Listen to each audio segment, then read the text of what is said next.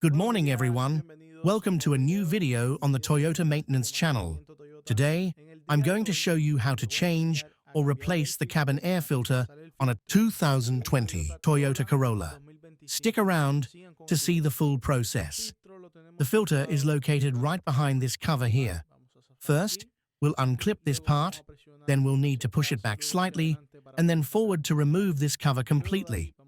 After that, we'll press down on the two clips you see here to take off the second cover. Now we'll carefully take out the old filter.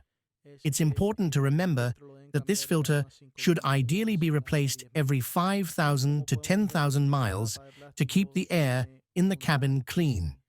As you can see, the plastic cover here has a small marking, showing that the filter should always face up. Next, we'll put in the new filter. Always remember to position it so that the arrow on the filter points upwards, and make sure the plastic cover also has the arrow facing up. It's very easy to install. Just push it gently into place, and it should fit snugly.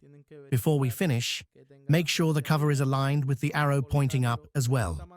We'll put the cover back like this, and now we've successfully replaced the cabin air filter. Now, we just need to secure everything back. Let's add this client's belongings back in place. We'll hook the cover onto these clips you see here and press it down as if we were closing it. Be gentle to avoid snapping any of these small clips. And there you have it. The filter is correctly replaced and everything is back in order.